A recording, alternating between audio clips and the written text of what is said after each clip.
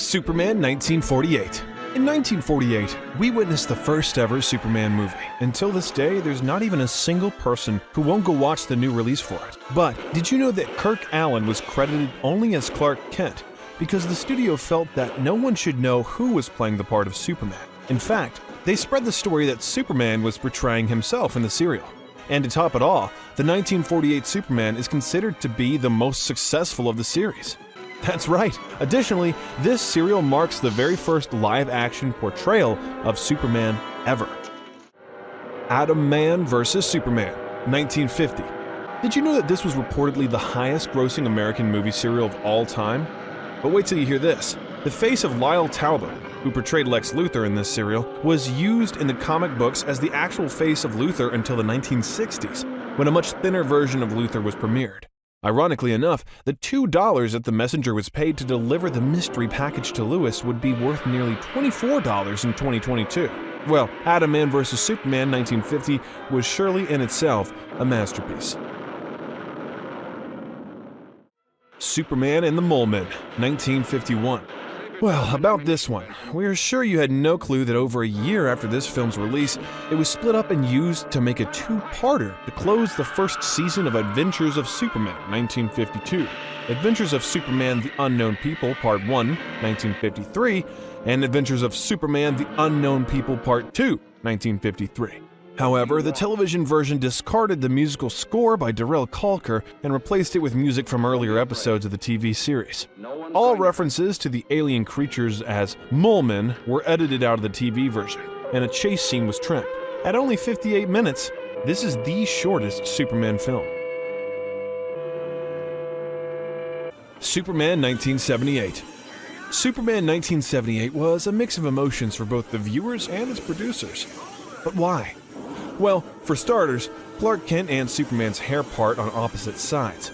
Additionally, Richard Donner was disgusted that production designer John Barry and cinematographer Geoffrey Unsworth received no recognition from the Academy for their work on this film. He was particularly aggrieved that one of the nominees for Best Art Direction was California Suite, 1978, which merely duplicated an existing hotel, while Barry created an entire fictional city and a fortress in the Arctic. The movie didn't do much business either.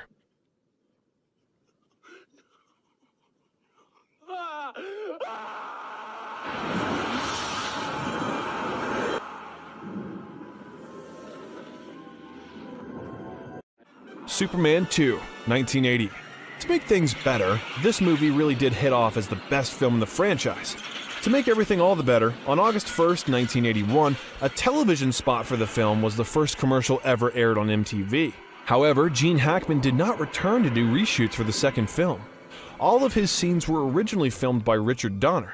Other scenes shot by the new director that required Hackman used a look-alike and a voice impersonator to add any lines needed. This still doesn't change the fact that this movie prompted houseful behavior.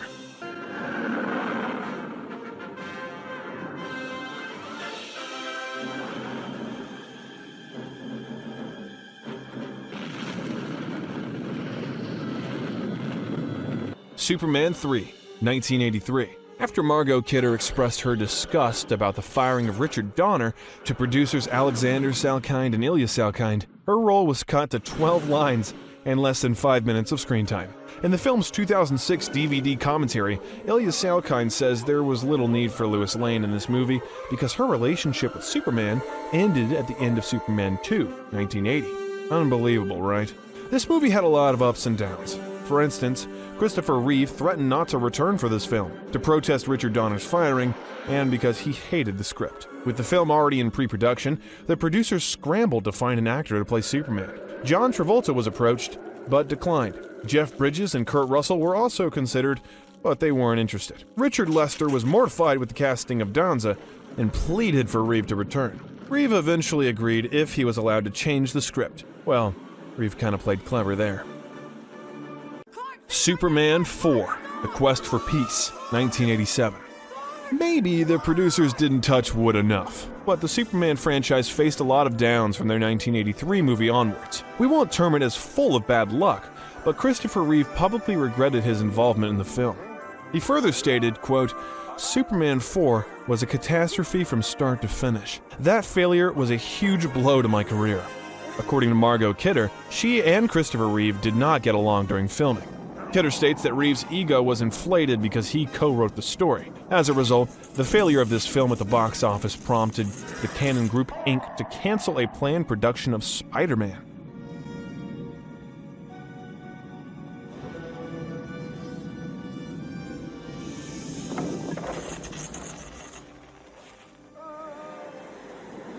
Superman Returns, 2006.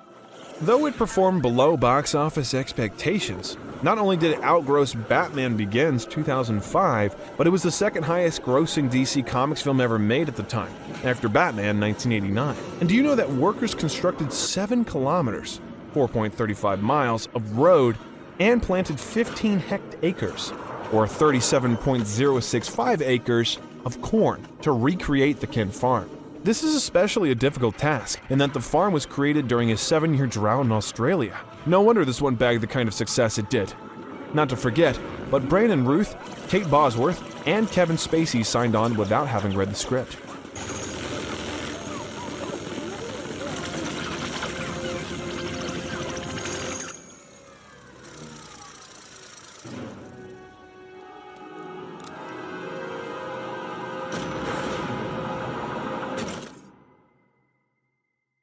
Man of Steel, 2013.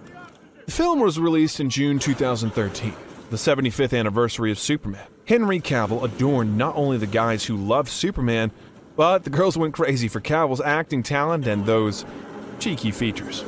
And why wouldn't they? It was Cavill's dedication that made the people love him and his appearance so much. That's right, Henry Cavill refused to take steroids to muscle up for the role. He also refused any digital touch-ups or enhancements to his body in his shirtless scenes. He said it would have been dishonest of him to use trickery while playing Superman, and he wanted to push his body to the limit, to develop his physique into one that was worthy of the character. Henry said he did this because he wanted to make his abs as pronounced and his muscles as defined as humanly possible, to create the best possible Superman physique.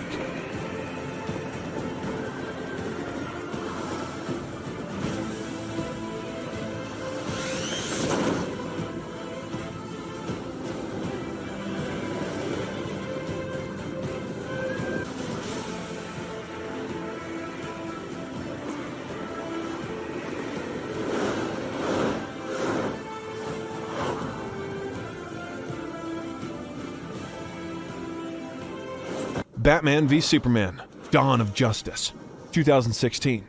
And of course, the duo everyone always had their hearts prayed for. Ben Affleck joined Henry Cavill on this journey of saving the world together.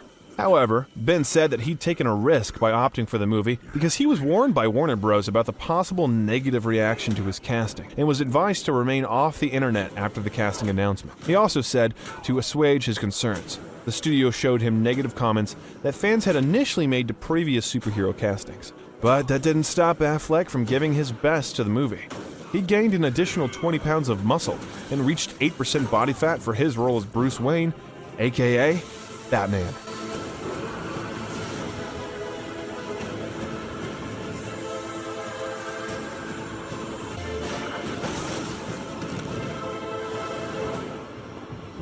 Justice League, 2017. Due to the running time backlash of past DC movies, Warner Bros. Demanded a film under 2 hours without credits. While the final running time for Justice League 2017 was only 119 minutes, the director's cut, Zack Snyder's Justice League 2021, stands at a whopping 242 minutes. Isn't that insane? But what's even more mind-boggling is that Gal Gadot wore at least 14 versions of the Wonder Woman costume in the film. Each costume was made to suit the needs of the specific scene and performance.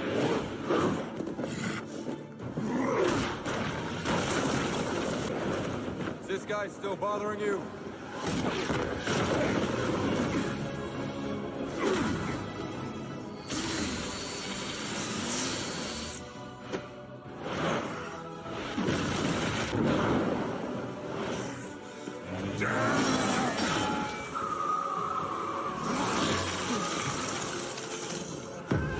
Zack Snyder's Justice League, 2021. Surprisingly enough, according to Zack Snyder, this version contains no shots filmed by Joss Whedon from the theatrical version of Justice League. Despite directorial credits, Zack Snyder has never actually seen the theatrical cut of Justice League 2017. Reportedly, his wife Deborah Snyder and his good friend and executive producer Christopher Nolan advised him to never see it, as it would, quote, break his heart. Ah.